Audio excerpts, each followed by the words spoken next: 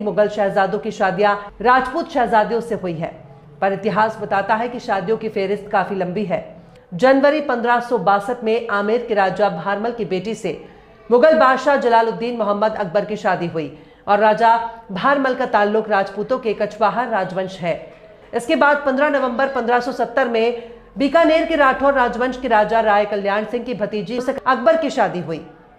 इसी साल यानी 1570 में मालदेव की बेटी रुक्मावती का अकबर से शादी हुआ और ये भी जोधपुर के राठौर राजवंश के राजपूत राजा थे।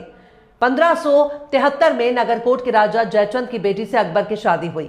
इसके बाद मार्च 1577 में डूंगरपुर के रावल की बेटी से अकबर की शादी हुई। इसके बाद 1581 में मोरता के राठौर राजपूत केशव दास की बेटी की अकबर से शादी हुई। इसके बाद शायद बादशाह अकबर बूढ़े हो गए थे और अब अकबर के बेटों से शादी करने के लिए राजपूतों ने कतार लगा ली। ये कतार भी बहुत लंबी है। 16 फरवरी 1584 को कछवाहा राजपूत भगवंत दास की बेटी से शहजादा जहांगीर यानी सलीम से शादी हुई।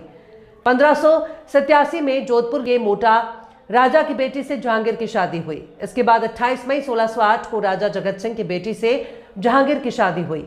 इसके बाद 1 फरवरी 1609 को रामचंद्र बुंदेला की बेटी से जहांगीर से हुई थी। खैर, शहजादा सलीम के बाद 2 अक्टूबर 1595 रायमल की बेटी से अकबर के बेटे दानियाल की शादी हुई। अप्रैल 1624 राजा गज सिंह की बहन से जहांगीर के बेटे शहजादा परवेज की शादी हुई।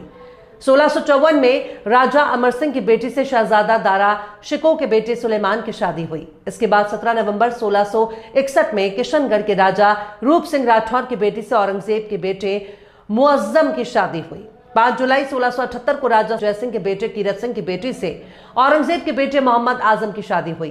30 जुलाई 1681 को अमरचंद की बेटी से औरंगजेब के बेटे कामबख्श की शादी हुई। औरंगजेब की परवरिश उलेमाओं की देखरेख में हुई। उसने कभी लड़कियों की तरफ आंख उठाकर भी ना देखा था, लेकिन औरंगजेब को पहली नजर में जिससे इश्क हुआ वही उनकी महबूब बनी और वो मुसलमान नहीं थी। उस वक्त धर्म के नाम पर इतनी कट्टरता नहीं थी। उस वक्त राजा की शादी एक राजा की बेटी से ही हो रही थी, ना कि मुस्लिम की शादी एक हिंदू राजपूत से।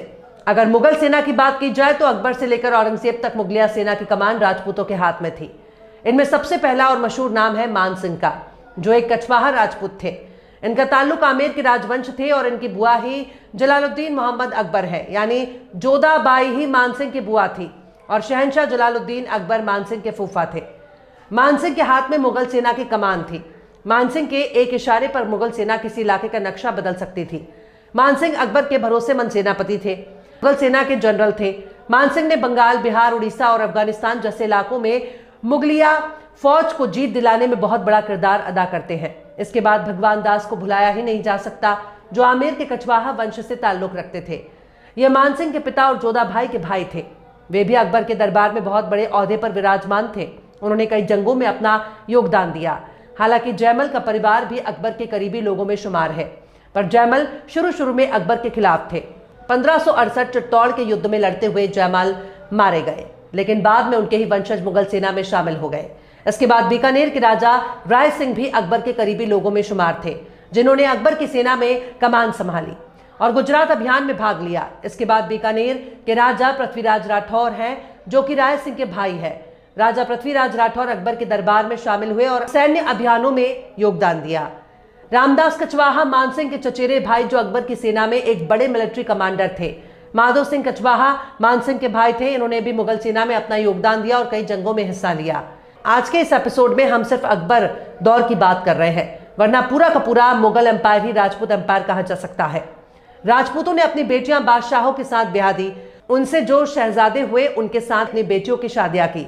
यहां तक कि लाइन लगाकर मुगल शहजादों से अपनी बहन बेटियों की शादियां कराई। उस दौर में ताकत और शोहरत मुगलों के पास थी और जिसके हाथ में